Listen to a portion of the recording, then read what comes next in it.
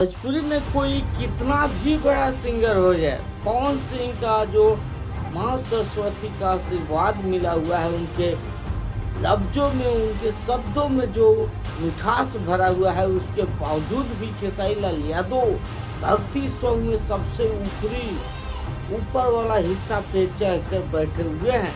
खेसारी लाल यादव का एक सॉन्ग ऐसा है जो कि भोजपुरी इंडस्ट्री में सबसे बड़ा सॉन्ग बनकर बैठा हुआ है, और आज भी जहाँ भी ऑर्केस्ट्रा होता है या फिर कुछ भी डांसिंग होता है, उसमें वो भक्ति सॉन्ग बजता ही बजता है।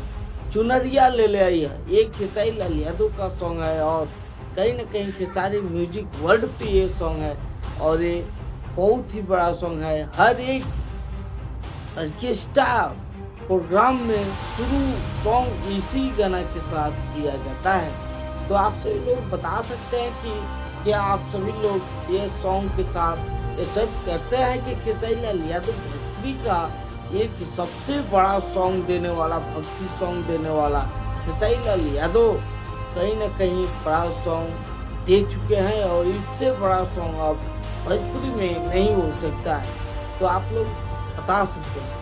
ऐसे चुनरिया ले ले यह सॉन्ग बहुत ही जगह और टुनटुन यादव इसको लिखे हैं, जिस प्रकार उस प्रकार के साथ आप सभी लोग समझ सकते हैं कि ये बहुत ही बड़ा सॉन्ग है। ये सॉन्ग का आज मैं बता दूं कि 400 मिलियन प्लस एक रेस व्यू जा पहुंचा है। तो ये कहीं ना कहीं आम जनता का दिन है, और कहीं ना कहीं जो लोग ऑर्केस्ट्रा प्रोग्राम करवाते हैं उन लोगों का दिन है। जहाँ पर भी ऑर्केस्ट्रा होता है, पहला सॉन्ग यही बजता है, चुनरिया ले लें। यदि आपके यहाँ भी ये पहला सॉन्ग बजता है तो आप लोग कमेंट बॉक्स में जरूर लिखें। ऐसे आप लोग देख रहे थे भोजपुरी मस्ती में, मैं राहुल कुमार मिलता हूँ फिर से ऐसे ही वीडियो के साथ। तब तक के लिए धन्यवाद।